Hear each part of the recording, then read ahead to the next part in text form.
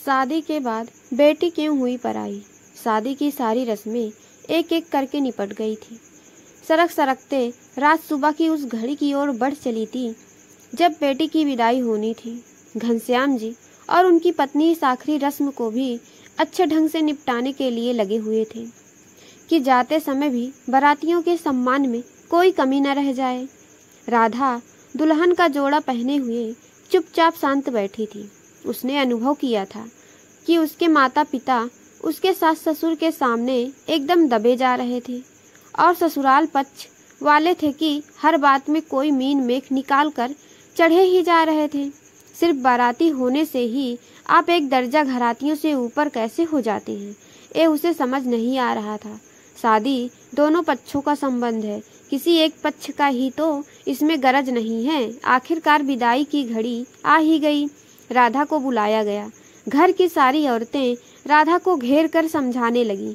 राधा बिटिया, तू तो पहले से बहुत समझदार है, पर फिर भी तेरे ससुराल वाले थोड़ा तेज हैं। अपनी जुबान कंट्रोल में रखना, जैसा तेरी सास कहे वैसी करती जाना।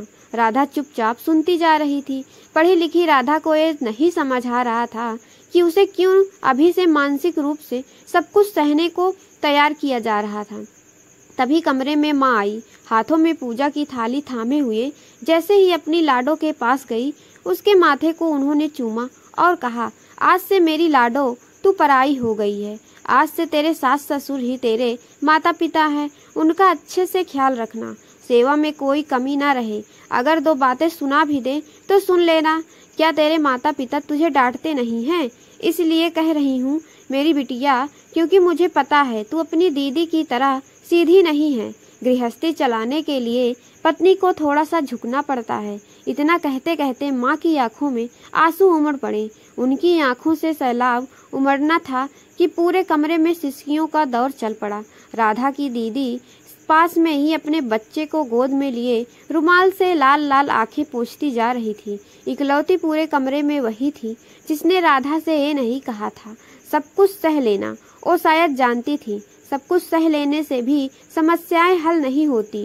राधा की दूर की रिश्ते की बुआ जो पिछले 10 सालों से कभी नहीं आई थी, वो तो सबसे ही ज्यादा फूट फूट कर रोने लगी। हाय मोर बिट्टी, आज से पराई हुई गए रे। अब कौन इस बुआ को याद करी है? हाय मोर बिटिया, तोर बिन हम कैसे रहा। राधा की अमीर मौसी जो उसके परिवार वालों को अपने पैसे का रोब दिखाती थी, राधा से चिपट कर जोर जोर से रोने लगी। अरे राधा बिटिया, तू तो अपने ससुराल चली, अब तेरे बिना कितना सूना लगेगा यहाँ। पराई होकर भूल तो नहीं जाएगी मौसी को। हाय मेरी सुंदर सी बेटी। चुप करिए आप सब, राधा जोर से चिल्लाई। गला उसका भी भरा था। क्या हो गया है आप सबको? मेरी शादी हुई है, मैं कोई मर नहीं गई हूँ आप सबके लिए। एक ऐसी नसीहतें दे रही हैं आप लोग, ये पराई पराई क्यों भजते जा रहे हैं? मैं ससुराल वाली हो गई हूँ, इसका मतलब ये नहीं कि मैं आप सबसे दूर हूँ। अरे बिट्टो, ऐसे नहीं बोलते विदाई के समय, ऐसे ही बोला जाता है। और शुरू में हर बेटी को ऐसा लगता है, और सच यही है कि वो बहू बनते ही बेटी कम रह जाती है। बुआ अपने पल्ले से अपने मगरमच्छी आंसू पोंछते हुए बोली, हो सकता है, पर उसके दिमाग में सबसे पहले ऐसा भरता कौन है? बचपन से ही सुनती आई हूँ बेटियां पराई होती हैं। तुझे एक दिन ससुराल के घर जाना है।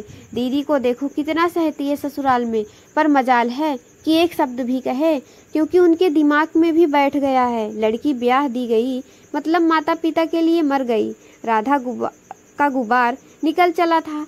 बस वो जाते जाते अपनी बात इन परंपरावादी सोच वाली औरतों के दिमाग में डालना चाहती थी।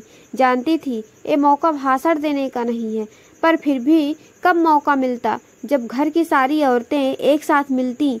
अगर मैं अपने माता पिता के लिए शादी के बाद पराई हो गई हूँ तो सुन लीजिए, मेरे पति भी अपने माता पिता के लिए पराये हो गए हैं। शादी दोनों को की ही हुई है ना, पर मैं ऐसा नहीं समझती। और माँ याद रखना, शादी हुई है मेरी, दुनिया छोड़ के नहीं चली गई हूँ। अब भी मैं तुम्हारी ही बेटी हूँ और मुझे दीदी की तरह कमजोर मत समझना। पढ़ी लिखी हूँ, नौकरी करती हूँ, ससुराल वालों को पूरा प्यार व इज्जत दूंगी, पर अत्याचार नहीं सहूंगी। किसी भी माँ को अपनी बेटी को ये शिक्षा विदाई के समय नहीं देनी चाहिए। तुमने बेटी को विदा किया है, अलविदा नहीं किया। इस स्टोरी पे आपकी क्या राय है? कमेंट करके ज़रूर बताइएगा। स्टोरी पसंद आए तो लाइक और मेरे चैनल को सब्सक्राइब